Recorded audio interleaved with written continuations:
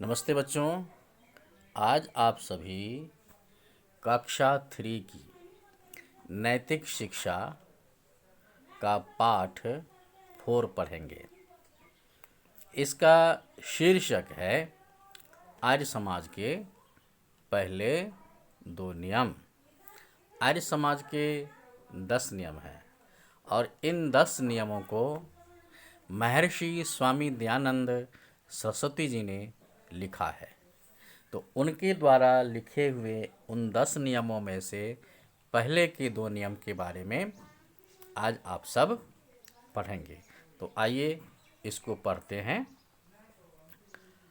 आर्य समाज के 10 नियम हैं। इनमें पहले 2 नियम ईश्वर के बारे में हैं। इन 2 नियमों में ईश्वर की महिमा और स्वरूप का वर्णन है। वे नियम ये हैं। तो आर्य समाज के प्रथम नियम, सब सत्य विद्या और जो पदार्थ विद्या से जाने जाते हैं उन सब का आदि मूल परमेश्वर है। दूसरा नियम, ईश्वर सच्चिदानंद स्वरूप, निराकार, सर्वशक्तिमान, न्यायकारी, दयालु, अजन्मा, अनंत, निर्विकार, अनादि, अनुपम, सर्वाधार, सर्वेश्वर, सर्वव्यापक, सर्वांतर्यामी, अजर, अमर, अभय, नित्य, पवित्र और सृष्टि करता है। उसी की उपासना करनी योग्य है।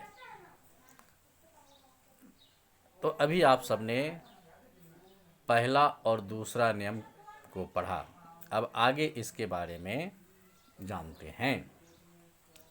इन नियमों से पता चलता है कि किन नियमों से? आर्य समाज के पहले 2 नियमों से।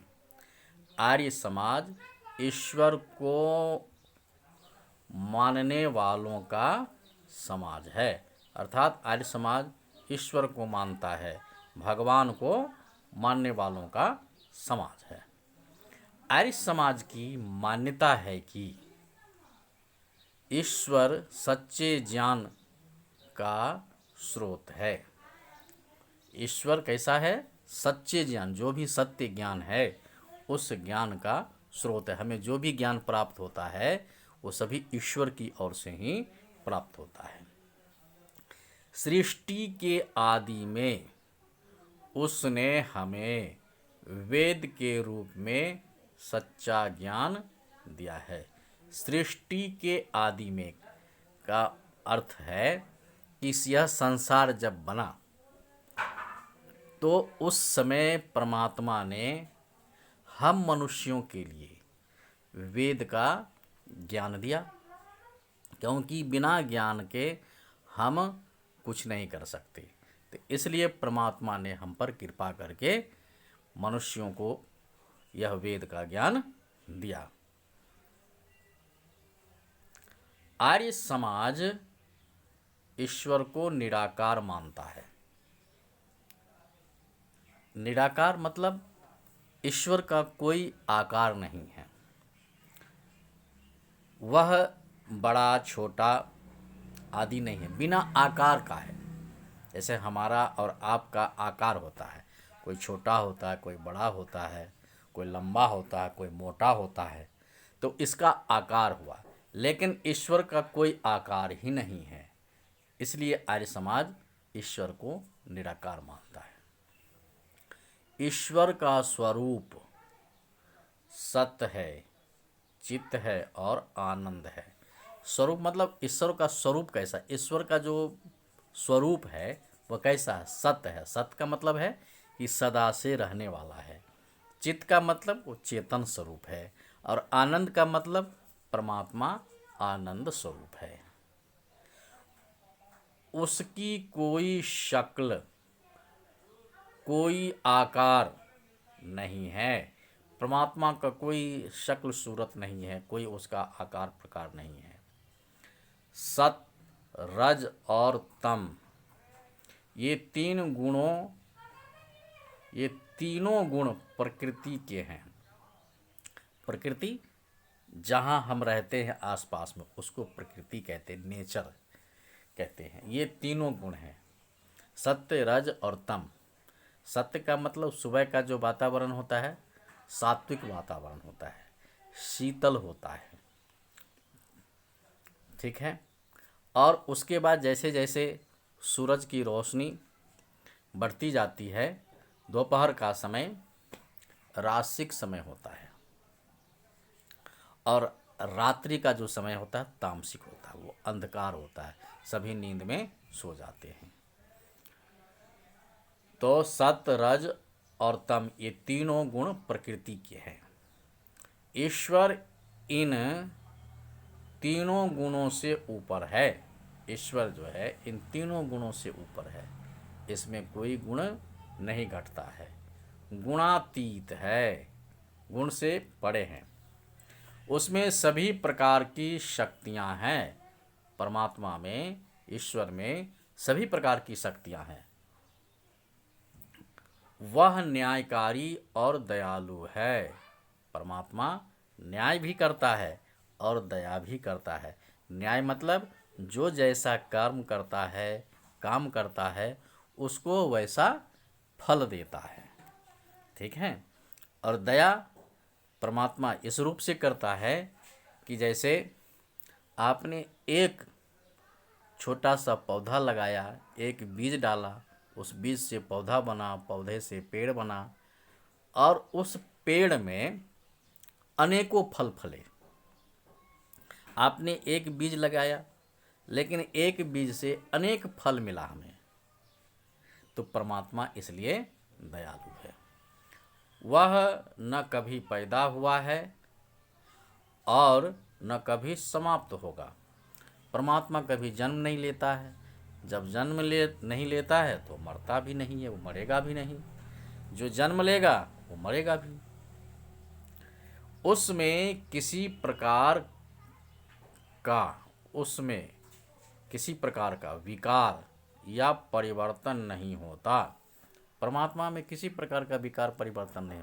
विकार परिवर्तन का मतलब होता है घटता बढ़ता नहीं है। जैसे आप बच्चे हैं, छोटे हैं, आप बढ़ेंगे तो थोड़ा बड़े हो जाएंगे, बच्चा से युवा होंगे, युवा से फिर बूढ़ा बनेंगे। तो परमात्मा में ये चीज़ नहीं घटता है, वो परिवर्तन नहीं होता है। आपका रूप, आकार, प्रकार सब बदलते रहता है। जब आपका जन्म हुआ था तो बहुत छोटा थे आप, छोटे थे, हैं, धीरे धीरे आप बढ़ रहे थे, उछल कूद कर रहे, फिर और बड़े होइएगा तो और जो है सो बड़ा होगा शरीर, आप हट्टा कट्टा मजबूत हो जाएंगे। उसके बाद धीरे धीरे बुढ़ापा शरीर में आने लगता है, फिर आदमी परमेश्वर की व्यवस्था के अनुसार इस संसार को छोड़ करके चला जाता है। वह सदा से ही है। परमात्मा हमेशा रहा है, ऐसा नहीं है कि आज है कल नहीं होगा, हमेशा रहता है। वह सबको सहारा देने वाला है। परमात्मा सबको सहारा देता है, सबकी मदद करता है और सबका स्वामी अर्थात मालिक है। परमात्मा सबका स्वामी है, सबका मालिक है। वह सब जगह मौजूद है, सबके दिलों में रहता है। सब जगह मौजूद है लेकिन रहता कहाँ है? सबके दिलों में रहता है, सबके हृदय में रहता है। वह न कभी बूढ़ा होता है न मरता है, उसे किसी का भय नहीं, किसी से वह उसको भय नहीं होता। जैसे हम मनुष्यों को, जो हमसे ताकतवर हैं, उससे हमें भय लगता है, डर लगता है। सर्प है, बिच्छू है, शेर है, हिंसक जानवर आदि अन्य है, तो उससे हमें डर लगता है। लेकिन परमात्मा को इस सब से डर नहीं लगता। वह नित्य एक रूप में रहने वाला है, वह पवित्र है। इस सृष्टि को मतलब इस संसार को, अर्थात सारी दुनिया को वही बनाता है। कौन बनाता है इस सारी दुनिया को? परमात्मा बनाता है, ईश्वर बनाता है, भगवान बनाता है, हैं? उसी की उपासना करनी चाहिए। किसकी उपासना करनी चाहिए? जो परमात्मा इस संसार को बनाता है, पवित्र है, न्यायकारी है, ऐसे गुणों से जो परिपूर्ण परमात्मा है, हम सबको उसी की उपासना करनी चाहिए, उसी का ध्यान करना चाहिए। अब आगे देखिए बच्चों, इसका प्रश्न देखते हैं। प्रश्न पहला है, आर्य समाज के इन 2 नियमों को याद करके गुरुजी को सुनाओ। ऊपर के पाठ में मैंने आपको आर्य समाज के दोनों नियम पढ़ करके बताया है। आप सभी बच्चे सुन करके अभ्यास करेंगे और याद करेंगे। आगे का प्रश्न उत्तर देखते हैं। देखिए,